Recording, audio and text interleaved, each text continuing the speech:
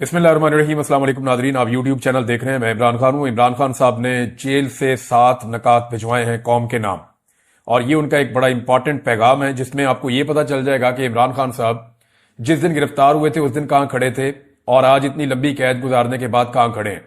मैंने आपको पिछले वीलॉग में भी बताया था कि जितने भी लीडर गिरफ्तार होते हैं, गिरफ्तार होने के बाद उनके मौकफ में लचक आती है। उनकी जो पार्टी है वो भी अपनी मौकफ के अंदर लचक लेकर आती है और वो कोशिश करते हैं पहले हमारा लीडर बाहर आ जाए, उसके बाद फिर बाकी चीजें हम देख लेंगे।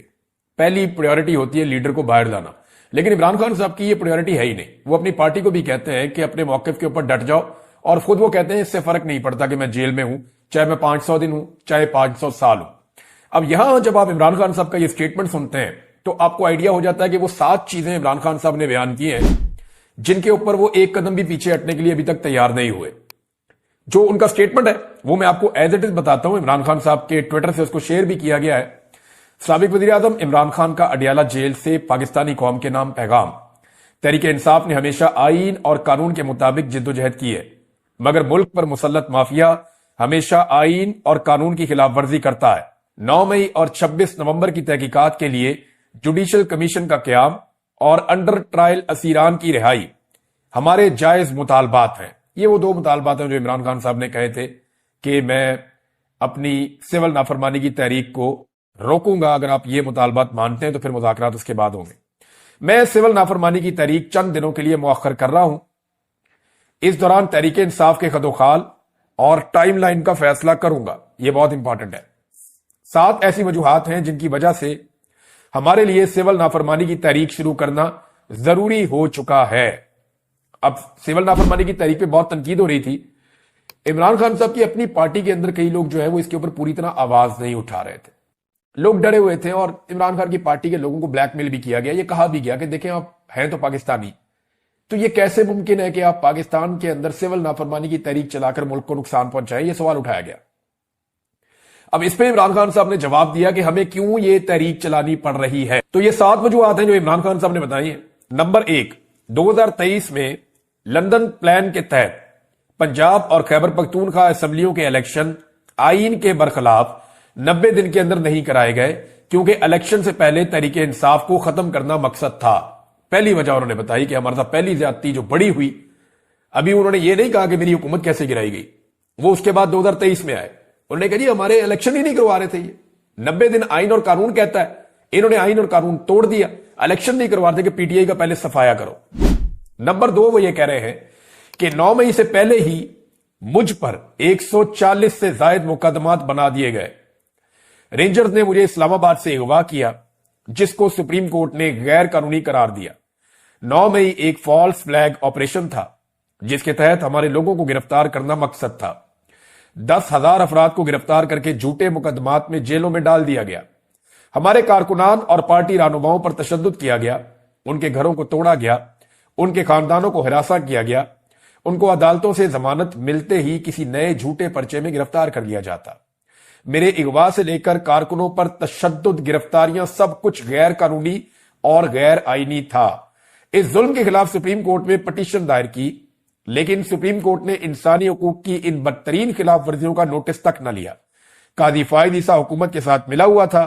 1971 के बाद कभी किसी पार्टी पर इस तरह का रियासती जबर नहीं किया गया। नंबर 3 पे इमरान खान साहब ने बताया कि तमाम गैर कानूनी और गैर जमहूरी हरबों के बाद उनको गलतफहमी थी कि 8 फरवरी को तहरीक इंसाफ इलेक्शन नहीं जीत सकती। सिकंदर सुल्तान राजा और कादी फायद ईसा ने मिलकर पार्टी निशान छीना, जो पार्टी को बैन करने के मुतरादिफ था। हमारे उम्मीदवारों को निशाना बनाया गया। 3 उम्मीदवारों को जबरदस्ती इलेक्शन से दस्तबरदार करवाया गया। चौथी ऑप्शन का बंदा खड़ा हुआ, आप अंदाजा कर लें। फिर चौथी चीज इमरान खान साहब बता रहे हैं कि उनको इंजीनियरिंग के जरिए इलेक्शन जीतने का इस कदर यकीन था कि नवाज शरीफ अपनी विक्ट्री स्पीच भी तैयार कर चुका था, लेकिन तकरीर से पहले उनको पता चल गया कि पाकिस्तान तहरीक इंसाफ इलेक्शन जीत गई है। फिर उन्होंने फॉर्म 47 के जरिए इलेक्शन फ्रॉड किया। कमिश्नर रावलपिंडी ने इस फ्रॉड को कंफर्म किया और गवाही दी, लेकिन उस पर भी निजाम इंसाफ खामोश रहा और कोई नोटिस ना लिया। नंबर 5, इस रिजीम चेंज के बाद के 2.5 सालों में यूं तो इंसाफ के निजाम पर कब्जे के लिए हर जाबराना और गैर इखलाकी हरबा इस्तेमाल किया गया, लेकिन 26वीं आईनी तरमीम के जरिए अदालतों की आजादी के ताबूत में आखिरी कील ठोंक दिया गया। अपनी मर्जी के जज लगाने के लिए آئین کے ساتھ کھلواڑ کیا گیا. اس ترمیم کی منظوری کے لیے جو حربے استعمال کیے گئے وہ بھی ایک مذائقہ خیز داستان ہے. لیکن اس سارے معاملے پر بھی نہ عدلیہ نے کوئی نوٹس لیا، نہ ریاست کا چوتھا ستون سمجھے جانے والا میڈیا اس کے خلاف آواز بلند کرنے کی اخلاقی جرات کر سکا. نمبر 6، سپریم کورٹ کے فل کورٹ کے فیصلے کے باوجود تحریک انصاف کو آج تک مخصوص نشستیں نہیں دی گئیں. یہ نہ صرف توہین عدالت ہے بلکہ عوامی فیصلے کی توہین اور جمہوریت پر شب خون بھی ہے. نمبر 7، 26 نومبر کو ہمارے پرامن اور نہتے سیاسی کارکنوں پر گولیاں برسائی گئیں. ہمارے کارکنان مکمل طور پر پرامن تھے، انہوں نے کسی کو نقصان نہیں پہنچایا تھا. ان کا مطالبہ آئین اور قانون اور جمہوریت کی بحالی تھا. نہ تو لا اینڈ آرڈر کی صورتحال تھی، نہ ہی کوئی اور پرتشدد کارروائی ہوئی. لیکن اس کے باوجود ہمارے لوگ شہید کیے گئے. 12 لوگ مغرب سے پہلے شہید کیے گئے اور باقیوں کو رات بجلی بند کر کے گولیاں ماری گئی. ان حالات میں جب پاکستانیوں سے تمام آئینی حقوق چھین لیے گئے ہیں، پارلیمنٹ اور سپریم کورٹ پر قبضہ کر لیا گیا ہے، پرامن احتجاج کا حق بھی چھین لیا گیا ہے، قانون اور آئین کی بنیادیں ہلا دی گئی ہیں، اپنے ہی شہریوں پر گولیاں بھی چلائی جا رہی ہیں، اداروں کو عوام کے مقابلے میں لانے کی کوشش کی جا رہی ہے، تو سول نافرمانی کی تحریک شروع کرنا قوم کی مجبوری بن چکی ہے.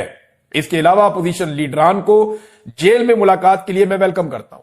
میں نے آپ کو پچھلے ویڈیو میں بتایا تھا کہ مولانا فضل الرحمان صاحب اور اچکزئی صاحب اور اختر مینگل صاحب اور دیگر کچھ اور لوگ ہیں وہ عمران خان صاحب سے جیل میں ملنا چاہتے ہیں، اور عمران خان صاحب ان سے شاید ملاقات بھی کریں گے اگر سسٹم نے اجازت دی تو. لیکن انہوں نے کہا مجھے اس حکومت سے امید نہیں ہے کہ وہ اپوزیشن لیڈران کو مجھ سے ملاقات کی اجازت دیں گے، کیونکہ انہوں نے میری پارٹی کے لوگوں سے بھی 3 مہینے سے میری ملاقات نہیں کروائی. یہ جناب عمران خان صاحب کا سٹیٹمنٹ ہے اور ان کا بڑا کلیئر سٹیٹمنٹ ہے. باقی خبریں میں آپ کے سامنے رکھتا ہوں. ناظرین، واقعی صورتحال وہاں تک پہنچ گئی ہے کہ اب عمران خان صاحب کی بات ماننی پڑے گی. یعنی نجم سیٹھی صاحب ہو گئے اور کچھ اور بھی صحافی ہیں جو عمران خان صاحب کے خلاف زیادہ تر وہ رپورٹنگ کرتے رہے ہیں، اور ان کا بیانیہ عمران خان صاحب سے متصادم رہا ہے، یہ نظریاتی اختلاف رہا ہے، اور یہ سب کا حق ہوتا ہے. یعنی اگر کسی کو عمران خان صاحب کے نظریے سے اختلاف ہے تو وہ یہ حق استعمال کر سکتا ہے اپنا، اور اگر مجھے کسی کے نظریے سے اختلاف ہے تو میں بھی یہ حق استعمال کر سکتا ہوں اپنا. تو یہی آزادی اظہار رائے ہوتی ہے. لیکن بعض لوگ جو ہیں وہ جب سازشوں کا حصہ بنتے ہیں اور عجیب عجیب کام کرتے ہیں تو پھر ان کو لوگوں کی تنقید کا سامنا بھی کرنا پڑتا ہے. نجم سیٹھی کہتے ہیں 1 سال لگا لو یا 2 سال، آخرکار عمران خان کے ساتھ مکمکا کرنا ہی پڑے گا. بہتر ہے عمران خان کے ساتھ بات کر کے اسے اپنے اور ملک کے لیے استعمال کر لیں. بٹن دبا کر عمران خان فارغ نہیں کیا جا سکتا. بہت سارے لوگ اب یہ مان رہے ہیں کہ اب رستہ ہی کوئی نہیں ہے، یعنی عمران خان صاحب کے ساتھ بات نہیں کریں گے تو پھر کہاں جائے گے. رانا ثناء اللہ صاحب نے بھی اب سٹیٹمنٹ دے دیا ہے، اور رانا ثناء اللہ صاحب نے کہا کہ جی 2 سٹیٹمنٹ ان کے آئے. ایک تو یہ پی ٹی آئی سے مذاکرات میں اسٹیبلشمنٹ نہیں، عمران خان صاحب ہی رکاوٹ ہیں. ایک تو وہ اب نرم سٹیٹمنٹ دے رہے ہیں نسبتاً. اب تک کے لیے اتنے، اپنا خیال رکھیے گا، اپنے چینل کا بھی. اللہ حافظ.